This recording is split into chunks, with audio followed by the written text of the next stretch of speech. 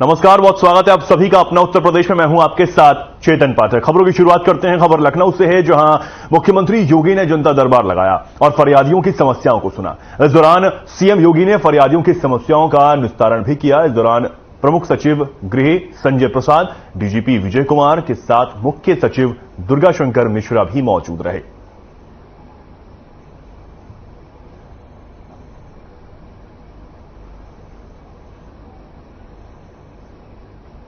अब खबर लखनऊ से है, जहां समाजवादी पार्टी के राष्ट्रीय अध्यक्ष अखिलेश यादव ने आज अहम बैठक बुलाई, जिसमें पार्टी के सभी प्रवक्ताओं को बुलाया गया और कई मुद्दों पर सपा का पक्ष कैसे और कितनी मजबूती से रखना है, इस पर मंथन किया गया। आपको बता दें कि यूसीसी, ज्ञानवापी समेत कई चर्चित मुद्दों पर पार्टी का स्टैंड क्या है, यह तय किया गया।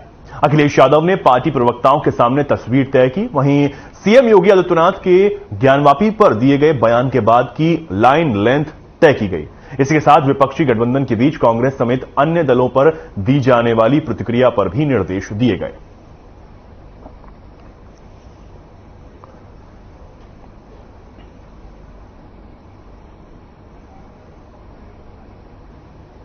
बसपा मुखिया मायावती ने ट्वीट कर बीजेपी और सपा को जमकर लताड़ लगाई है। दरअसल मायावती ने ट्वीट कर कहा कि ज्ञानवापी के बयान पर दोनों पार्टियां की सोची समझी साजिश लग रही है। वहीं सपा द्वारा बौद्ध मठ को तोड़कर बद्रीनाथ मंदिर बनाने संबंधी बयान के बाद अब बीजेपी द्वारा कोर्ट में लंबित ज्ञानवापी प्रकरण को लेकर विवाद को बढ़ाने वाला बयान कहीं इन दोनों पार्टियों की सोची समझी राजनीतिक साजिश का परिणाम तो नहीं। यह गंभीर और अति चिंतनीय है। जबकि ज्ञानवापी मामले में एएसआई से सर्वे कराने के विवाद को लेकर मामला माननीय सुप्रीम कोर्ट के निर्देश पर हाईकोर्ट में अभी लंबित है, तब उस विवाद के संबंध में कोई भी टीका टिप्पणी करना अनावश्यक ही नहीं बल्कि अनुचित भी है। कोर्ट के फैसले का सम्मान और इंतजार करना जरूरी है।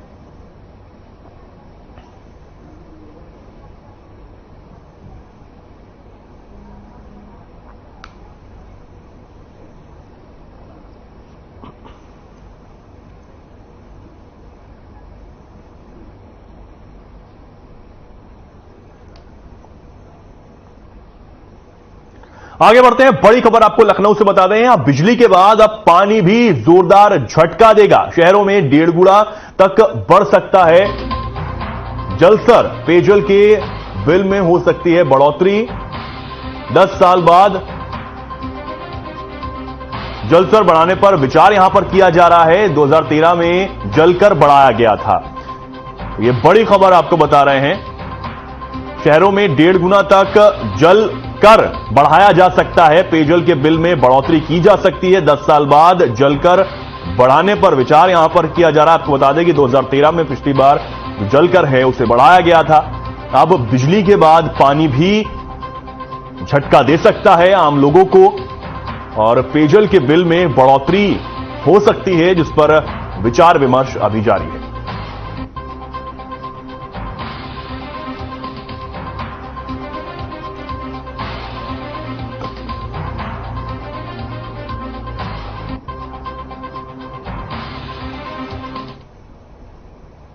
अब खबर देवबंद से है, जहां सीएम योगी आदित्यनाथ के बयान पर देवबंदी उलेमाओं ने पलटवार किया है। देवबंदी उलेमा मुफ्ती असद कासमी बोले, ज्ञानवापी मस्जिद है और मस्जिद ही रहेगी। देश के सियासतदान इस प्रकार के बयानबाजी करके माहौल खराब ना करें। वहीं मुस्लिम पर्सनल लॉ बोर्ड और जमीयत उलमा हिंद पूरे प्रकरण में कह रही है कि मुस्लिम समाज की परोकारी प्राचीन काल में भाले और तलवार और त्रिशूल से ही लड़ाई लड़ी जाती थी। इस प्रकार के बयान देकर लोगों को भ्रमित किया जा रहा है। ज्ञानवापी मस्जिद के सिलसिले में मैं सिर्फ इतना कहना चाहता हूं कि आप उसकी शैयत देखें, उसके नक्शो निगार देखें और उस जगह को देखें जहां पर नमाज होती चली आ रही थी। वो मस्जिद है, मस्जिद की जगह है। बाज लोगों का कहना यह है कि वहां त्रिशूल पाए गए, उसकी वजह से वो मस्जिद नहीं है। तो मैं ये पूछना चाहता हूं और बतला देना चाहता हूं कि पहले जमानों में बंदूक की, राइफल की लड़ाई नहीं हुआ करती थी, जंग नहीं हुआ करती थी। पहले जमाने में तमाम ही जात और मजाहिब के लोग तलवार, भाले, त्रिशूल इस्तेमाल कर लिया करते थे। इन्हीं की लड़ाई हुआ करती थी कि त्रिशूल किसी एक मजहब के लिए खास नहीं हुआ करता था। तो खाली त्रिशूल मिल जाने से आप उसको मंदिर तस्लीम करते हैं। और जो उसकी इमारत चिल्ला चिल्लाकर बतला रही है, उसके नक्शो निगार बतला रहे हैं कि वो मस्जिद है और वहां नमाज होती चली आ रही है। अब खबर जनपद अमरोहा से है, जहां खाद्य विभाग के अपर आयुक्त खाद्य सुरक्षा विनय कुमार खाद्य विभाग की टीम और उप जिला अधिकारी लॉकडाउन वाला रेस्टोरेंट पर पहुंचे। खाद्य विभाग की टीम के पहुंचने पर होटल संचालक व कर्मचारियों में हड़कंप मच गया। खाद्य विभाग के अधिकारियों ने बताया कि बीते दिन लॉकडाउन रेस्टोरेंट पर बाहर से आए कुछ लोगों ने रसमलाई खाई थी, जिसमें मक्खी निकलने की शिकायत उनके द्वारा भास्कर खाद्य पोर्टल पर की गई थी। जिसके बाद मुख्यमंत्री पोर्टल सरकार के प्रमुख सचिव और जिले के अधिकारियों को भी शिकायत से अवगत कराया गया।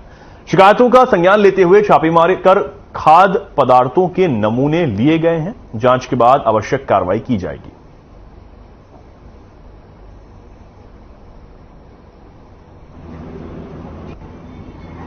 ये लॉकडाउन रेस्टोरेंट है, इसमें जो इनकी हाइजीनिक कंडीशन जो है सफाई वगैरह के बारे में और जो खाद्य सामग्री है वो स्वास्थ्य पर मानकों पे हमारी खरी है या नहीं खरी है, इसके संबंध में जो है असिस्टेंट कमिश्नर साहब हमारे साथ हैं। ये जो लॉकडाउन वाला जो रेस्टोरेंट है इसके बारे में शिकायत प्राप्त हुई थी। कल इसके यहाँ किसी कस्टमर ने बाहर से आए वो रसमलाई खाई तो उसमें जो है अनहाइजीनिक कंडीशन थी, उसके अंदर मक्खी निकली। उसकी शिकायत जो है हमें पोर्टल से भारत सरकार के पोर्टल से प्राप्त हुई है और शिकायत की जांच के क्रम में हम लोग यहाँ पे आए, हमने इनकी रसोई चेक की। अमरोहा जिले के डिडौली कोतवाली क्षेत्र के गांव सहसपुर अलीनगर में सोमवार की शाम साथियों के साथ घर लौट रहे युवक की गोली मारकर हत्या कर दी गई। इससे पुलिस महकमे में हड़कंप मच गया। पुलिस ने मृतक के 3 साथियों को हिरासत में लेकर पूछताछ शुरू कर दी है। शव को पोस्टमार्टम के लिए भेज दिया गया है। घटना डिडौली कोतवाली क्षेत्र के सिनौरा से नीली खेड़ी गांव के पास नहर के पास हुई। बता दें कि अमरोहा जनपद के डिडौली कोतवाली क्षेत्र के गांव सहसपुर अलीनगर में मोहम्मद उमर का परिवार रहता है। सीओ सिटी विनय कुमार राणा ने बताया है कि शव को पोस्टमार्टम के लिए भेजा गया है। परिजनों की तहरीर के आधार पर मुकदमा दर्ज कर आगे की कार्रवाई की जाएगी।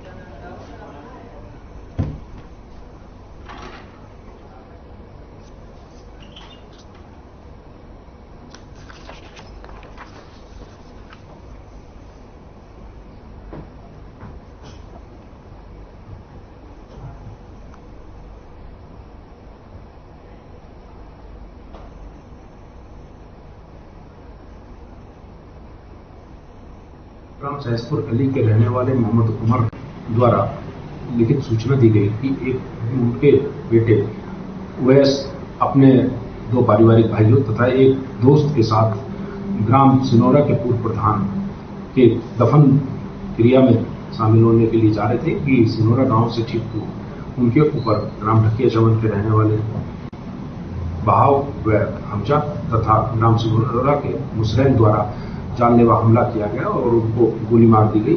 उनकी मौके पर ही मृत्यु हो गई, जिसके उपरांत उनके द्वारा उनको अस्पताल ले जाया गया, जहां उन्हें मृत घोषित कर दिया गया। अब खबर अमरोहा से है, जहां संदिग्ध परिस्थितियों में युवक की मौत हो गई और रेलवे ट्रैक के किनारे युवक का शव पड़ा हुआ मिला। जानकारी के मुताबिक मृतक युवक घर से दोस्तों के साथ निकला था।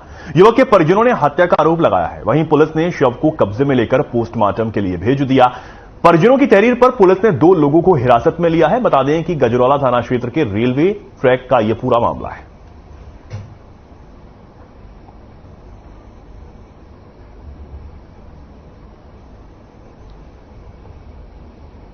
इतना तो मेरे को जानकारी नहीं, बाकी कल मेरे को पता चला कि वो घर पर आया हुआ, ताकि मेरी इज्जत अच्छी करता था मुझसे, इसलिए सामने भी नहीं आता था। तो उनने फोन मुझे ना करके रात पापा को फोन करा तो पापा मेरे साथ ऐसा ऐसा कुछ कांड हो गया, 2-3 जने मेरे को मार रहे। हाँ, तो ये बेचारे गए ढूंढने,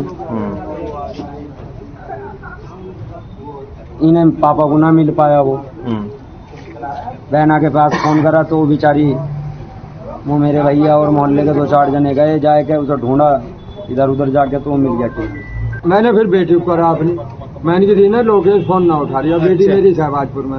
अच्छा, मैं आना तो पापा घर में आया, मैंने कि घर आगे चला गया, और तो मैं देखूं फोन करके, वो बोली, मैंने फिर मिलाया तो फिर लोकेश का नंबर जो है मिला नहीं। अच्छा, हाँ, वो उठाया नहीं।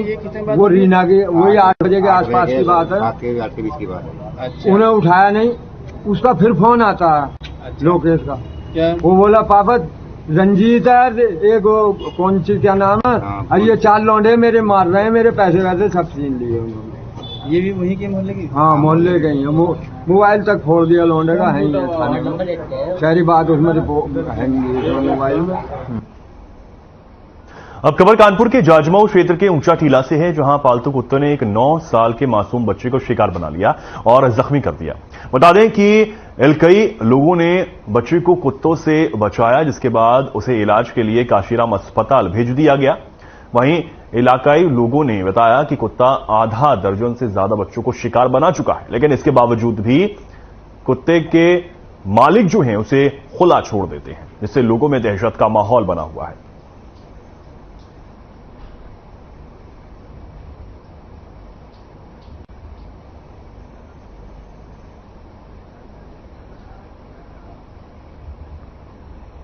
रंगदारी न देने पर दलित युवक की बेरहमी से पिटाई करने का मामला निकलकर सामने आया है।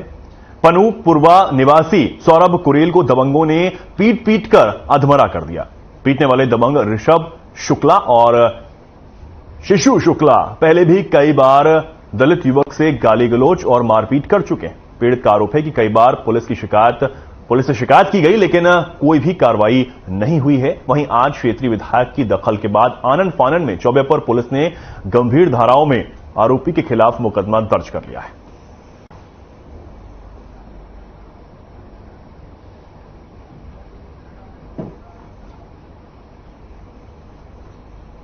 अब खबर ललितपुर से है, जहां बीजेपी के लेटर पैड पर सपेरा समाज ने जिलाधिकारी को ज्ञापन दिया है। दरअसल सपेरे समाज ने मांग की है कि सपेरा जाति के अनुसूचित जाति के प्रमाण पत्र जारी किए जाएं। उत्तर प्रदेश के सभी जिलों में सपेरा और बैगा जाति के प्रमाण पत्र बनाए जा रहे हैं, लेकिन ललितपुर में सपेरा और बैगा समाज जो 11 गांव में निवास करते हैं, अनुसूचित जाति का प्रमाण पत्र उन्हें नहीं दिया जा रहा।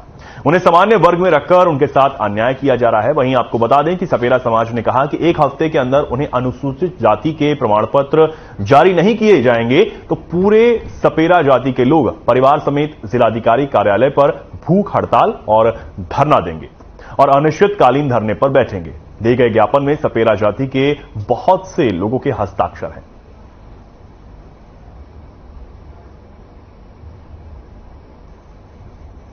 हमारी समस्या पूरे उत्तर प्रदेश में बैगा सपेरा जाति प्रमाण पत्र जारी हो रहे हैं, जैसे कि कानपुर है, झांसी है, बरेली है, बदायूं है, फर्रुखाबाद है, अन्य जिलों।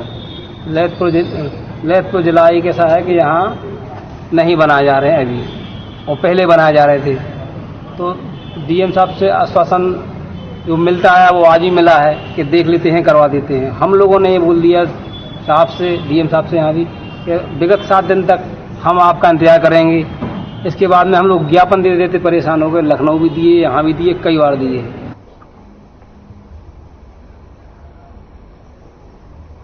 अब खबर लखनऊ से है, जहां कमर्शियल एरिया विभूति खंड के C22 ऑफिस के ऊपरी हिस्से में शॉर्ट सर्किट के चलते अचानक से आग लगने से हड़कंप मच गया। बता दें कि देखते ही देखते आग ने बिल्डिंग के ऊपरी हिस्से को अपनी चपेट में ले लिया।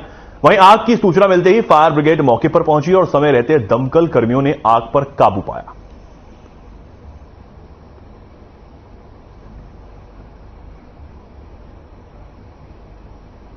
राजधानी लखनऊ के आलमबाग की चंदन नगर मार्केट में फल की दुकान में अचानक भीषण आग लगने से हड़कंप मच गया। दुकान में आग लगने से लाखों का सामान जलकर राख हो गया।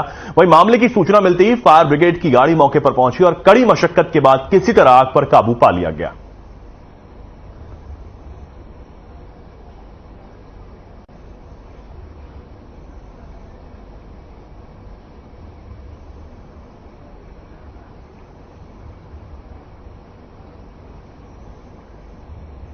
सपा विधायक पूजा पाल ने ट्वीट कर उनके बीजेपी में शामिल होने की खबर को अफवाह बताया। उन्होंने लिखा, यह खबर पूरी तरह झूठी और बेबुनियाद है। मैं किसी पार्टी में नहीं जा रही, मैं सपा में ही हूं। साथ ही उन्होंने यह भी कहा कि यह अफवाह राजनीतिक दलों की एक साजिश है।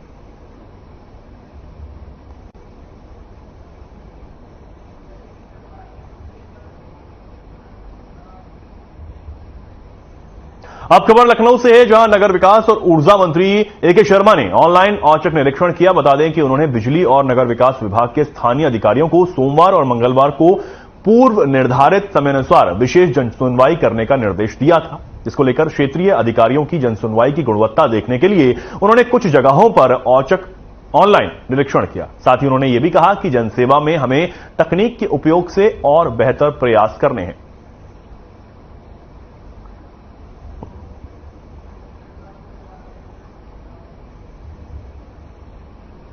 अब खबर लखनऊ से है, जहां वर्दी को शर्मसार करने वाला एक वीडियो सामने आया है, जहां शराब के नशे में धुत एक सिपाही का वीडियो जमकर वायरल हो रहा है, जो सोशल मीडिया पर अब उस पर लोग प्रतिक्रियाएं भी दे रहे हैं।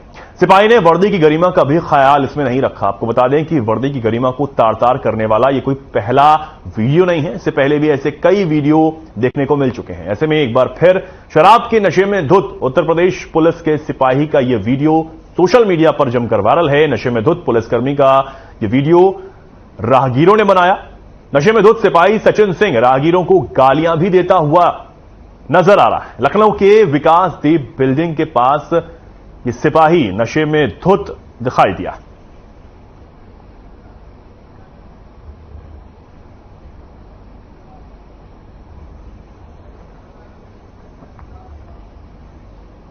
पीलीभीत में बीसलपुर के शाहजहांपुर रोड पर चीनी मिल के पास अज्ञात वाहन की टक्कर लगने से एक कार चालक सहित 2 लोगों की मौके पर ही मौत हो गई। तो वहीं एक शख्स की हालत गंभीर देख डॉक्टर ने उपचार के बाद जिला अस्पताल रेफर कर दिया। बता दें कि सोमवार को सभी कार सवार किसी काम से कानपुर गए थे। जैसे ही बीसलपुर शाहजहांपुर हाईवे पर स्थित किसान सहकारी चीनी मिल के पास पहुंचे, वैसे ही किसी अज्ञात वाहन ने उनकी कार में जोरदार टक्कर मार दी। टक्कर लगते ही कार सवार 2 लोगों की मौत हो गई, वहीं एक युवक गंभीर रूप से घायल हो गया।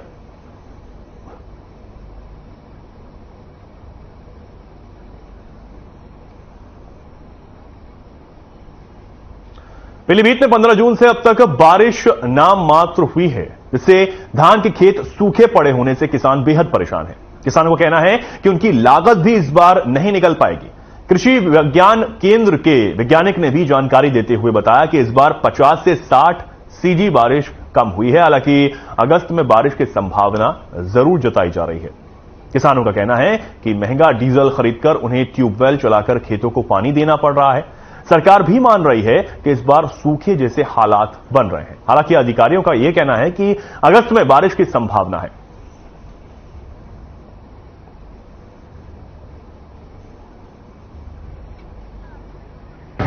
बारिश का बहुत बुरा पोजीशन है। आज थोड़ी बहुत बारिश हुई है, बल्कि अभी तक कोई खास बारिश हो नहीं पाई है। इस बार बारिश बहुत रुक रुक के हो रही है और जितनी अपेक्षाकृत होनी चाहिए बारिश, वो बारिश नहीं हो रही है। इससे उत्पादन लागत भी बढ़ रही है और उसके साथ साथ फसलों में रोग भी बहुत चल रहे हैं। बारिश पिछली साल की अपेक्षा बहुत ही कम हो रही है। जैसे सिंचाई में दिक्कत आ रही है, बारिश से ज़्यादा फायदा हो रहा था, लेकिन इस बार लगभग 1 से 170 के लपेट में मिली वर्षा हुई है। बारिश हल्की मात्रा में हो रही है, बादल रहते हैं घने, गर्मी ज़्यादा हो रही है, धान में फसल में दिक्कत हो रही है, पानी लगाने की बहुत परेशानी है इसमें। बारिश बहुत नाके में बारिश हो रही है, धान की फसल को बचाना बहुत मुश्किल हो रहा है, क्योंकि डीजल की महंगाई वजह से ही इस बार धान नहीं बचा पा रहे हम लोग हैं।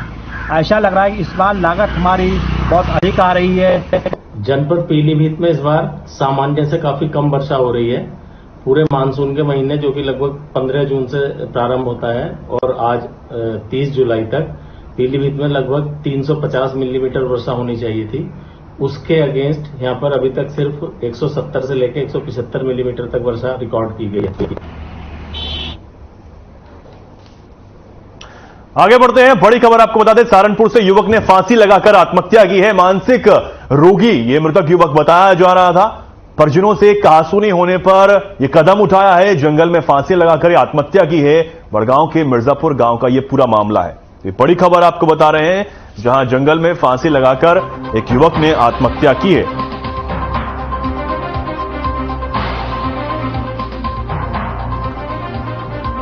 मानसिक रोगी इस मृतक युवक को बताया जा रहा था। कोट रोड स्थित पार्श्वनाथ प्लाजा के पीछे वाली दुकान में बने एक रेस्टोरेंट में अचानक से आग लग गई, जिसके बाद फायर ब्रिगेड की 2 गाड़ियों ने मौके पर पहुंचकर आग पर काबू पाया। बता दें कि नियमों के विरुद्ध बिना फायर की एनओसी के रेस्टोरेंट यह चलाया जा रहा था।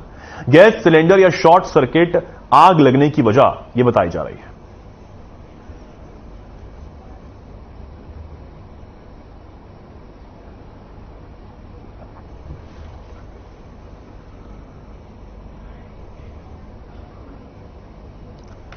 रेस्टोरेंट में अचानक से आग लग गई और जिसके बाद तुरंत दमकल विभाग को सूचित किया गया। दमकल की गाड़ियों ने मौके पर पहुंचकर कड़ी मशक्कत के बाद किसी तरह आग पर काबू पाया। बताया जा रहा है कि बिना फायर एनओसी के ये होटल जो रेस्टोरेंट है वो चलाया जा रहा था। एक बड़ी लापरवाही भी ये निकलकर सामने आई है। सहारनपुर से खबर आपको बता रहे हैं।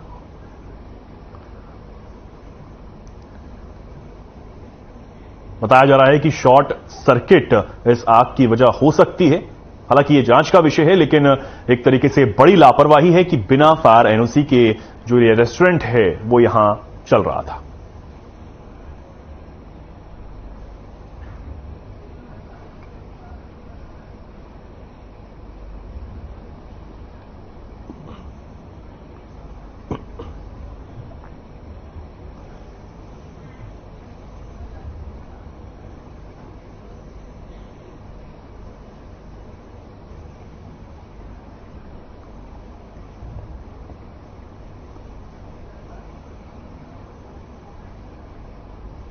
आगे बढ़ते हैं। कानपुर से बड़ी खबर आपको बता दें, यहां नगर निगम की नई पहल सामने आई है। अब रोबोट मशीनों से सीवर की जो सफाई है वो अब हो पाएगी, जिससे 40 लाख रुपए की लागत से ये जो मशीनें हैं वो खरीदी गई हैं। 20 फीट गहराई तक उतरकर इसमें साफ सफाई हो सकती है। सफाई कर्मचारियों को सीवर में उतरने से अब कुछ राहत मिलेगी, उनको उतरना नहीं पड़ेगा, क्योंकि रोबोट मशीन जो है वो नगर निगम ने खरीद ली हैं। 40 लाख रुपए की लागत से ये खरीदी गई हैं, इनकी कीमत बताई जा रही है। तो एक बड़ी राहत उन कर्मचारियों को जिनको सीवर में उतरना पड़ता था अपनी जान जोखिम में डालकर, अब उनको ये नहीं करना पड़ेगा। नगर निगम कानपुर की ये नई पहल, ये तस्वीरें आप देख सकते हैं, रोबोट है जिसकी मदद से तो सीवर की सफाई आसानी से हो पाएगी।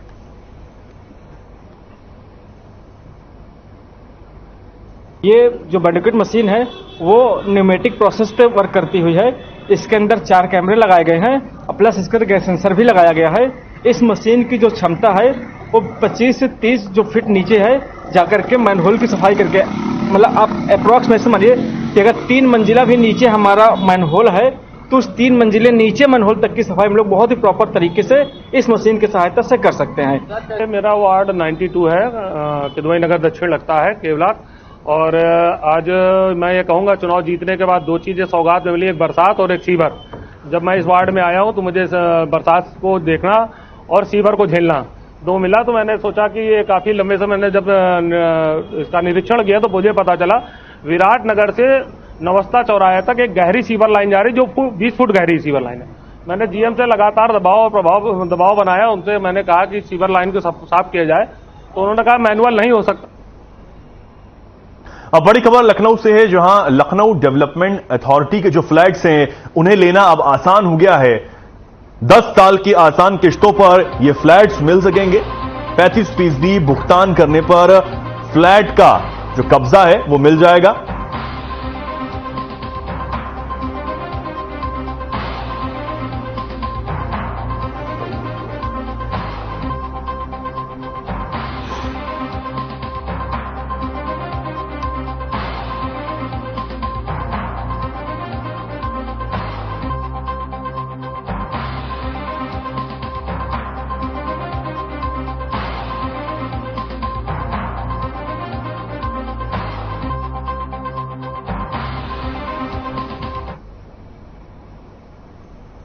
अब आपको लखनऊ लिए चलते हैं, जहां मंत्री परिषद की बैठक के बाद मंत्रियों ने प्रेस कॉन्फ्रेंस की है। इस दौरान उन्होंने क्या कुछ कहा, ये आपको सुनवाते हैं। 21 जिले के भीतर जो जिले हैं उनका नाम आपको बताई देता हूं। ये जो 21 जिले हैं उसमें भदोही, संत कबीर नगर, औरैया, महोबा, हबीबपुर, सुल्तानपुर, वाराणसी, जौनपुर, प्रतापगढ़, मिर्जापुर, मुरादाबाद, जालौन, चित्रकूट, फर्रुखाबाद, अयोध्या, चंदौली, झांसी, बस्ती, हरदोई, देवरिया और गोरखपुर में 100% जियो रेफरेंस के आधार पर इनका खसरावार डिजिटल क्रॉप सर्वे किया जा रहा है। और शेष 54 जनपदों के भीतर 10-10 राजस्व ग्राम उसके भीतर शामिल होंगे, जिनके भीतर ये पायलट प्रोजेक्ट में ये कार्यक्रम चलाए जाएंगे। भारत सरकार और ये केंद्र पूर्व निर्धारित योजना है। भारत सरकार और राज्य सरकार दोनों मिलकर के इसको संचालित करेंगे। 60% जो है वो इसका व्यय भारत सरकार वहन करेगी, 40% राज्य सरकार वहन करेगी और इसके माध्यम से समस्त राजस्व गांव का शेरगांव मानचित्र, भू संदर्भित मानचित्र का डिजिटलाइजेशन ऑलरेडी हो चुका है। उसको प्रत्येक खेत के साथ जियो रेफरेंसिंग हो सकेगा और भू अभिलेख के साथ मानचित्र के डिजिटलाइजेशन और अंश निर्धारण का कार्य भी राजस्व परिषद कर रही है, वो भी उसके भीतर अंकित हो जाएगी। और इसमें 3 रजिस्ट्रियां होनी है, एक फार्मर रजिस्ट्री, दूसरा भू संदर्भित मानचित्र रजिस्ट्री और तीसरा